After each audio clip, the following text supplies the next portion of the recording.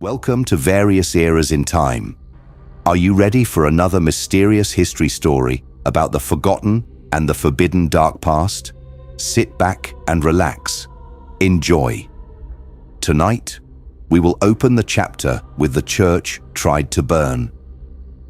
A chapter kings feared and secret societies preserved in whispers. These are not legends, they are real books, real rituals, and they were never meant to survive. This is the story of the forbidden grimoires, buried beneath floorboards, hidden in cloisters, smuggled across borders in candlelit satchels.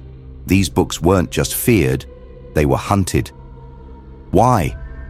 They contained rituals to summon spirits, bind angels, curse enemies, and heal the dying.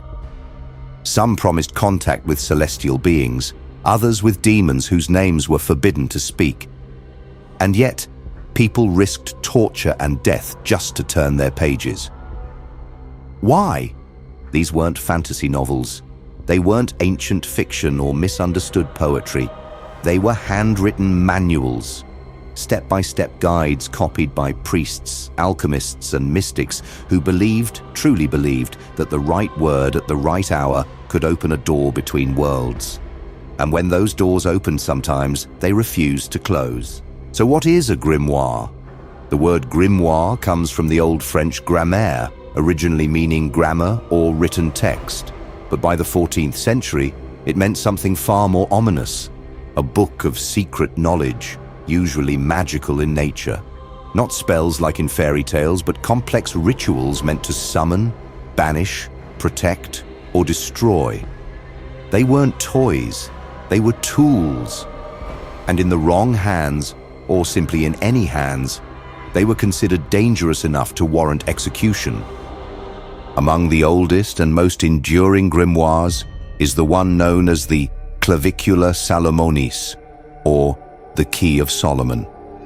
Legend claimed it was written by King Solomon himself, who granted divine authority to command spirits, both holy and infernal.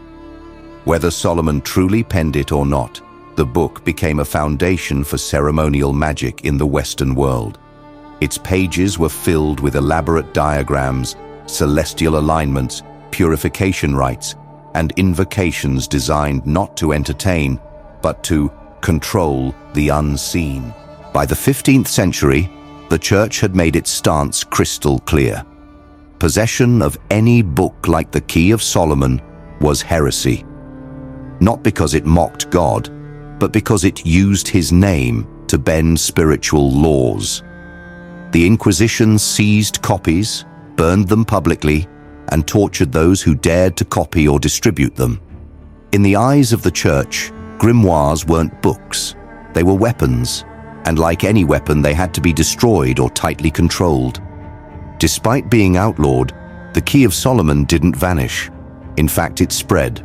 Copied by hand in cramped candlelit rooms, it was passed between alchemists, Kabbalists, and even noblemen.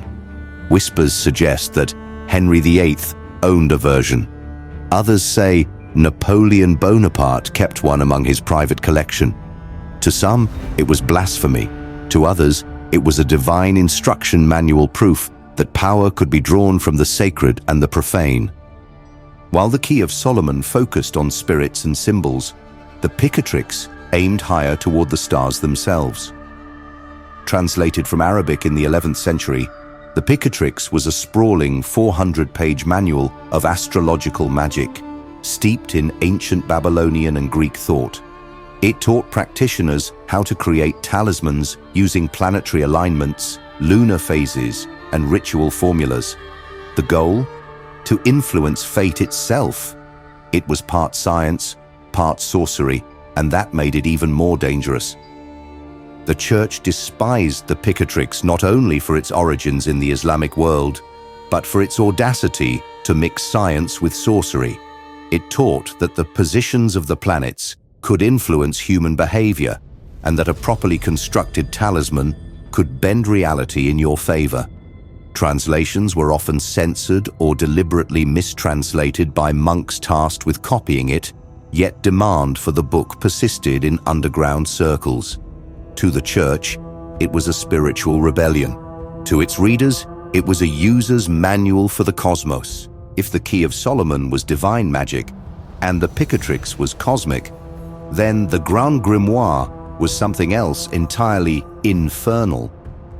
First appearing in the 18th century but rumored to be based on much older texts, the Grand Grimoire was said to contain exact instructions for summoning Lucifer and compelling him to do the summoner's bidding. It listed demons by rank, gave ritual tools, and outlined the pact with the devil process in chilling detail. Even among occultists, it was feared. Some wouldn't touch it. Others claimed just reading it could curse your bloodline. Despite bans and book burnings, the Grand Grimoire never truly vanished. It was smuggled between secret societies, whispered in hushed tones in occult lodges, and even reprinted in underground presses in France and Italy. It found its way into the hands of ceremonial magicians, rebels and revolutionaries, those who saw in it not just darkness, but forbidden empowerment. Copies were often hidden in false walls, sewn into clothing, or buried with their owners, because even in death, the fear lingered. And to this day, original editions still surface at rare auctions, fetching thousands from collectors who believe the text still holds power. What were they afraid of? The grimoires themselves weren't always evil. Many contained prayers, healing formulas, but they all shared one thing in common. They gave power to the individual. They taught that with knowledge, ritual, and will, you didn't need the church. You didn't need the king. You didn't even need the priest to speak to God or anything else beyond the veil. And that made them dangerous. Because in an age when information meant control, a book like this wasn't just forbidden, it was revolutionary. These books were not fairy tales. They were acts of rebellion, pages of power and mirrors of fear. For centuries they were burned, banned, buried, and yet they endured, because knowledge always does.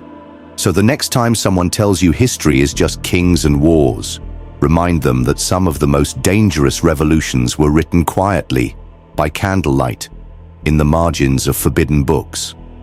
Comment below if you happen to come across these mysterious books.